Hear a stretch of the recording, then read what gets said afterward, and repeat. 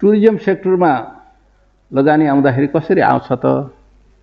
साँच्चै नै वैदेशिक लगानी छ कि वैदेशिक लगानीको नाममा अरू काम भइराखेका छन् भनेर हेर्ने सन्दर्भमा वैदेशिक लगानी आउँदाखेरि प्रोजेक्ट डेभलपमेन्ट गर्ने किसिमले आएको छ कि छैन र सरकारको लगानी पनि इन्फ्रास्ट्रक्चर डेभलपमेन्ट गर्ने खालको छ कि छैन भन्ने हिसाबले एउटा पर्यटन मन्त्रालयले अहिले हाम्रो प्रेम राईजी अहिले अख्तियारको प्रमुख हुनुहुन्छ, उहाँ चाहिँ सचिव हुनुहुन्थ्यो, उहाँले मलाई भन्नुभयो।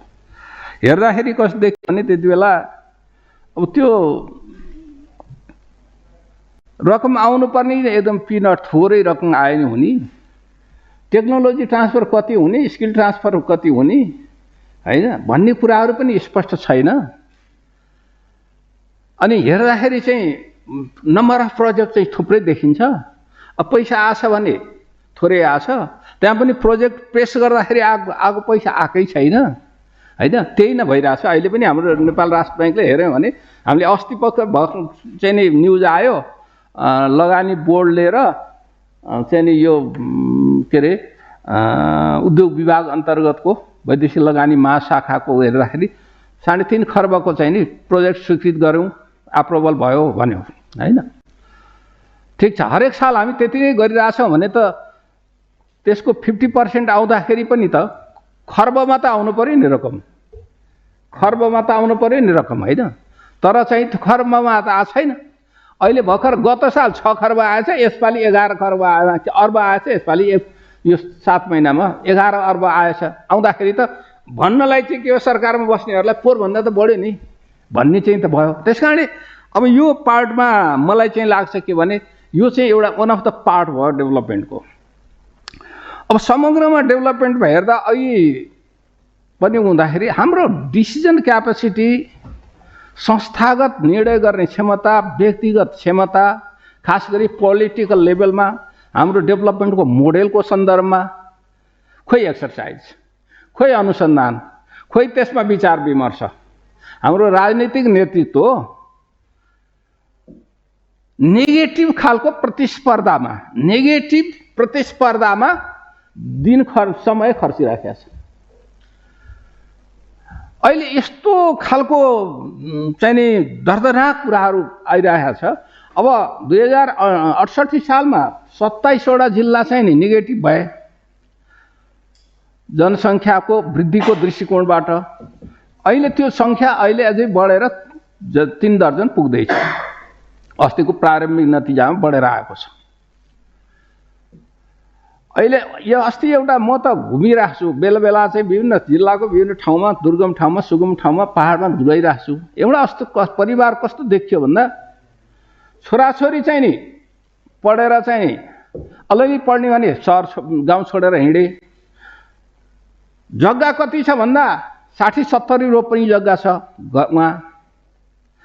त्यो गाउँ छुट्दै छुट्दै छुट्दै गएर, गाउँको मान्छे छोड्दै छोड्दै गएर बाँदर आतंक, बँदेल आतंक भएर आजभन्दा 20 वर्ष अगाडि यो हाम्रो काठमाडौँ वरिपरिका चाहिँ नि काठ भनौँ अथवा चाहिँ काभ्रे जिल्लाको काभ्रे उपत्यकाको भन्दा त्यो ठाउँको जग्गा उत्पादन बढी हुने कारणले महँगो रहेछ। जग्गाको भ्यालु अहिले त के भने अनएक्सपेक्टेड ढङ्गले बढिराखेको छ कतिपय ठाउँको।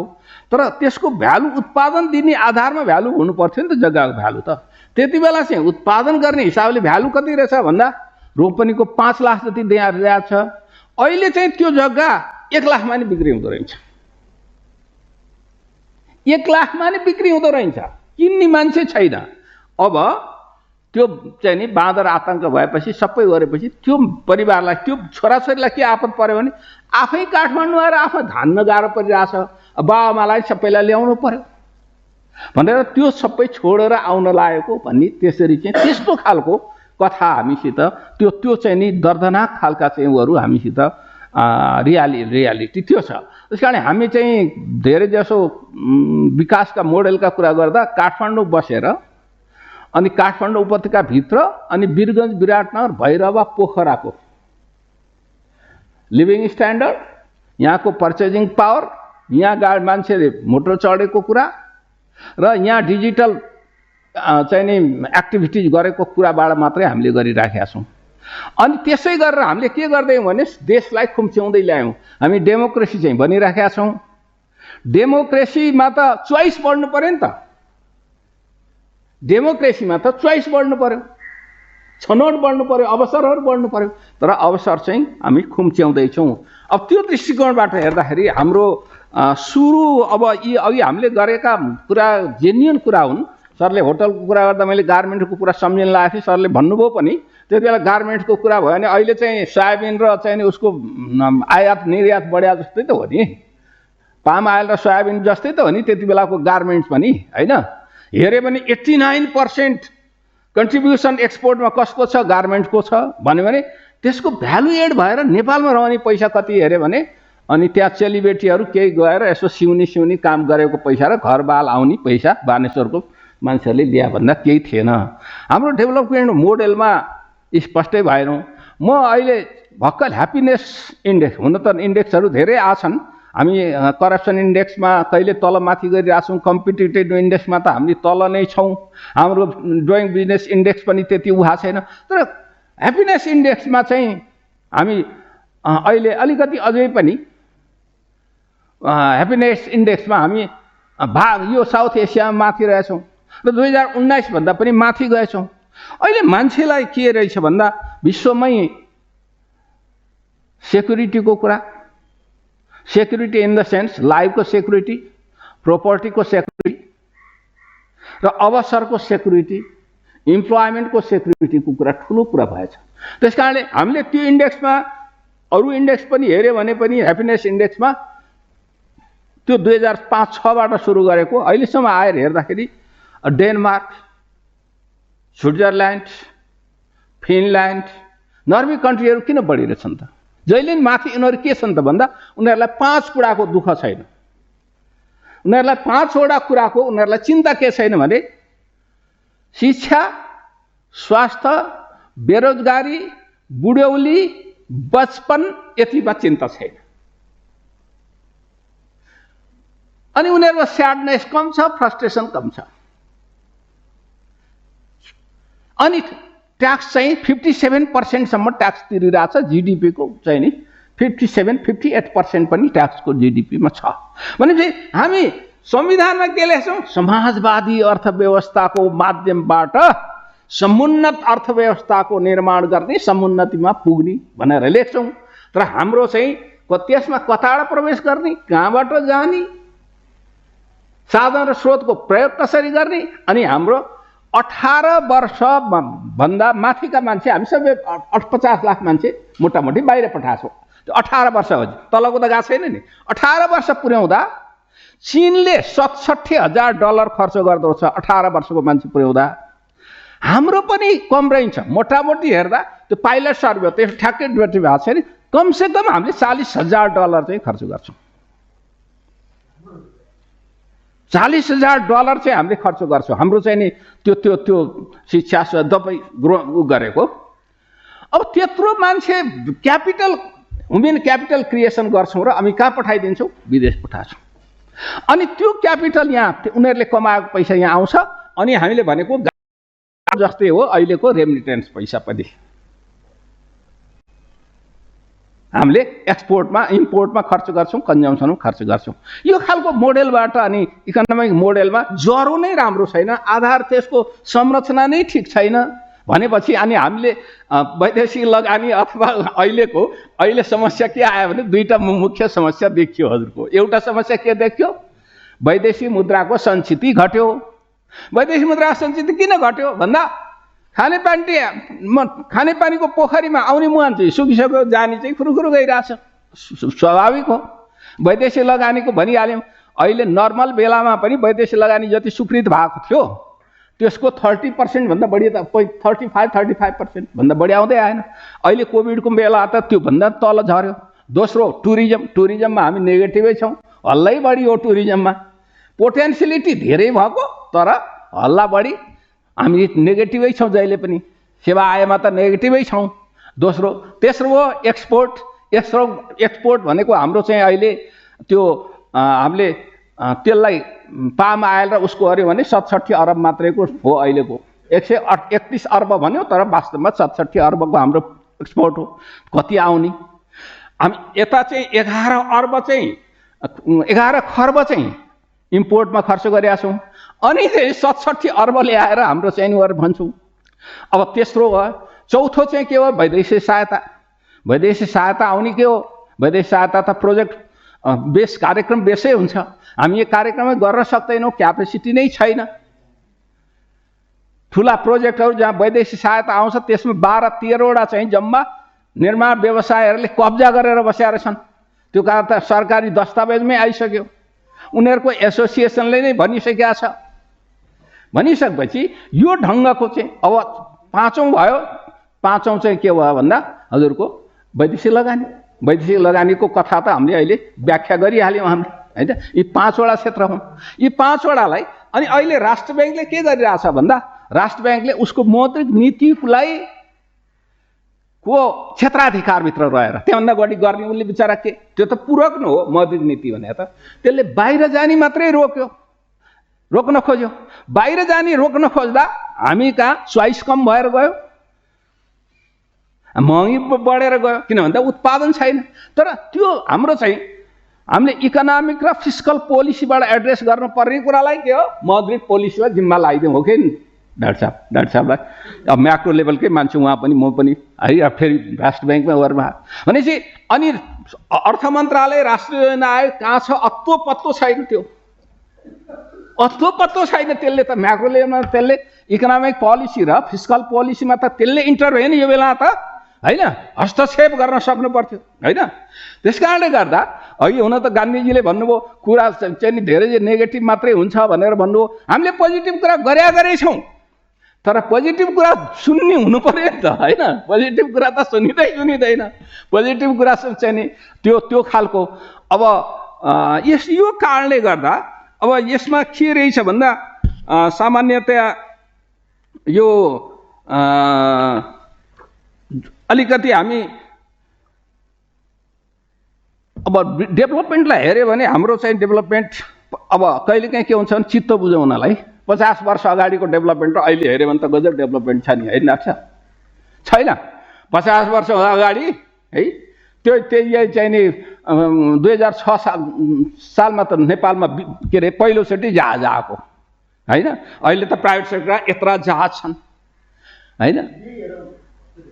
डेभलप भएको छ, टेक्नोलोजीमा डेभलप भएको छ। तर मैले भने यो डेभलपमेन्ट चाहिँ के भने एडिक्वेट छ भन्दा एडिक्वेट छैन, क्वालिटेटिभ छ भन्दा क्वालिटेटिभ छैन, स्केल अफ इकोनोमीको हिसाबले भाइबल छ भाइबल छैन। त्यस कारणले गर्दा एप्रोप्रिएट छ भन्दा एप्रोप्रिएट छैन। भनेपछि हामीले यी 4वटा कुरालाई डेभलपमेन्टलाई हेरेर अनि त्यो जनशक्ति ह्युमन क्यापिटल अब हामी आजभन्दा 5 वर्ष अगाडि 10 वर्ष के भनिन्छौँ भने यो चाहिँ नि के ह्युमन रिसोर्स डिभिडेन्ड खान्छौँ भनेको थियो। अब त्यसबाट नि हामी तल जाने भइसक्यौँ। अब हामीसँग त त्यो पनि लुज गर्ने भइसक्यो। ह्युमन डिभिडेन्ड अब हामीले पाउँदैनौँ। हाम्रो ग्रोथ रेट ह्युमन रिसोर्सको ग्रोथ रेट पनि 2.1 भयो भने चाहिँ मेन्टेन हुने रहेछ, त्यहाँभन्दा तल झरिसक्यो, आइसक्यो। अब नेचुरल रिसोर्स त हामीले युजै गर्न सकेका छैनौँ। वन जङ्गल हामीले के भन्छौँ भने 49% वन जङ्गल पुग्यो भन्छौँ, अनि त्यसबाट कार्बन बेच्छौँ भन्छौँ। कार्बन बेचेर हुन्छ मात्रै पुग्छ? त्यो त त्यसलाई त रिसोर्सलाई त्यो मलेसियाबाट आएका काठहरू, चीनबाट आएका फर्निचरहरू, यहाँ भएका कुराहरू यहाँ चाहिँ धेरै जसो अहिले चाहिँ सबै स्टिलबाट बन्न थाल्यो। अहिले इन्फ्रास्ट्रक्चर सबै नि त्यो बिमहरूबाट, मेटल बिमहरू, त्यसमा हाम्रो उत्पादन हुन्छ त्यहाँ हुँदैन नि। हामीले बिहानदेखि बेलुकासम्म त सबै के कुरा गर्थ्यौँ नेपालमा? हजुर हामी नै केटी हुँदाखेरि भनौँ किशोर अवस्था हुँदाखेरि बिहानदेखि बेलुकासम्म सुत्ने बेलासम्म त मेरै उत्पादन प्रयोग गर्थ्यौँ नि। 2008 को क्राइसिसले हामीलाई किन छुन सकेन धेरै भन्दा हाम्रो डिपेन्डेन्सी त्यति बेला यति थिएन। अहिले त हाम्रो डिपेन्डेन्सी यति बढी भइसक्यो, हामी कुनै पनि कुरा हात चलाउन मुख चलाउन सक्दैनौँ। त्यस कारणले त्यो ढङ्गले हामीले नसोचिकन अनि न ह्युमन रिसोर्स क्यापिटल अब हाइड्रो पावरलाई हामीले अहिलेसम्म भनिरहेको छौँ, कथा त गाइरहेछौँ नि। 67-68वटा युवा समूहहरूले हाइड्रो पावर डेभलपमेन्ट गर्छौँ भनेर त्यो के भन्छ चाहिँ नि सर्वेक्षण लाइसेन्स र प्रोडक्सन लाइसेन्स लिएर बसिया छ। म त्यो समूहहरूमा कहाँ आउँछ, कसैले 5 मेगावाटको, कसैले 10 को, कसैले 3 को, कसैले 9 को। त्यो युवाहरू उनीहरूले एउटा युवाले समूह बनाएर 5 करोड 2 करोड 7 करोड पैसा खर्च गरिसक्यो, होल्ड गरेर राखिदिएको छ। अनि के भन्छौँ हामी, आयल निगमको चाहिँ घाटा बढ्यो भनेर अघिल्लो दिन मिडियाबाजी गर्ने, भोलिपल्ट भाउ बढाउने। अहिले बिजुलीको भाउ 25% 30% घटाइदिउँ न, पैसा त बाहिर त जाँदैन नि, त्यसबाट त दुःख पायो नि जनताले नै, आफ्नै जनताले खान्छ नि। त्यो पेट्रोलियम पदार्थको आउने त कम हुन थाल्छ नि। ठिक छ, हामी डिजललाई पेट्रोललाई शून्य त बनाउन सक्दैनौँ, तर एलपी ग्यास त हामी 2 महिनामा त्यसलाई चाहिँ रिप्लेस गर्न सक्छौँ नि। सिँचाइमा प्रयोग भएको रिप्लेस गर्न सक्छौँ नि। हामीले लुगा धुनीदेखि लिएर अरू मेसिनरीहरू अहिले चाहिँ भएको भन्सार दर सट्टै घटाइदिउँ, बरु चाहिँ परिवार हेरेर 10-5 हजार सब्सिडाइज गरिदिउँ। हामी 10,000 को दरले फलाना फलाना यस्तो दिन्छौँ भनेर घोषणा चाहिँ गर्छौँ। त्यो गऱ्यो भने के हुन्छ, हाम्रो कन्जम्सन क्यापेसिटी बढ्छ। 400 मेगावाट बढी आयो भने हामी रुन थाल्छौँ, बढी भयो भनेर, होइन। अनि 300 घट्यो, हामी चाहिँ पुर्याउन सक्दैनौँ भन्छौँ। ब्रोडर भ्यूमा हेरेर त्यसो गर्न सक्यौँ भने के हुन्छ भने, अब किसानहरूलाई दिने कुरा पनि होइन, साग चाहिँ उत्पादन गर भने त 3 महिना उत्पादन गर्न सकिन्छ नि त। केरा उत्पादन त 1 वर्षमा त गर्न सकिँदैन झासर। तपाईँ हामी त्यो केरा बोटमुनि बसेर हुर्काएर खाएका होइनौँ, मालभोग केरा, होइन। उखु बन्द भयो। चिनी, अब चिनी 100 रुपियाँ पुग्यो अहिले, हेर्नु, होइन। चिनी 100 रुपियाँ पुग्यो। यसरी चाहिँ के छ भने, यो डेभलपमेन्टको सन्दर्भमा आधारभूत ढङ्गले हाम्रो जनशक्ति, हाम्रो रिसोर्सेस, अलि एउटा कुरा के भनेदेखि राजनीतिज्ञहरूले त गुड फेथमा रिस्क पनि लिन सक्नुपर्छ क्या, जोखिम पनि लिन सक्छ। सधैँ म जोखिम लेस चाहिँ रिस्क लेस बस्छु भनेर हुन्छ चाहिँ नि। न्यू डिल किन ल्याए त रुजवेल्टले?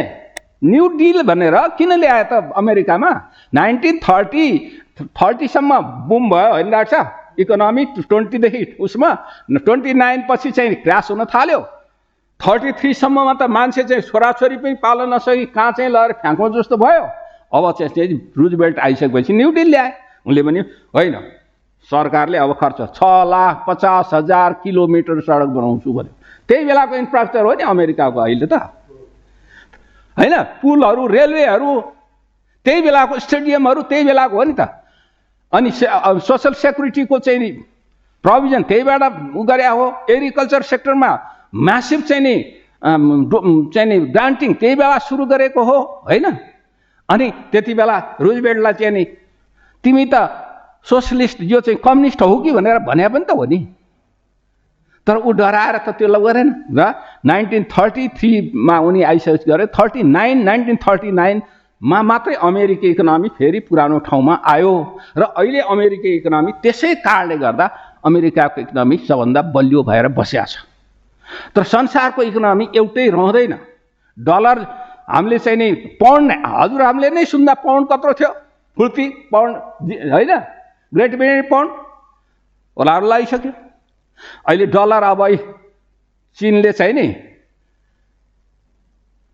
चीनको र रसियाको चाहिँ आरएमबीमा कारोबार सुरु हुन थाल्यो। भारतको र चाहिँ त्यहाँनिर चाहिँ नि सुरु, रसियाको सुरु हुन लाग्यो। उहाँ इरानले भनिसक्यो भारतीय रुपियाँमा तिमीलाई चाहिँ तेल दिन्छु भनेर भनिसक्यो।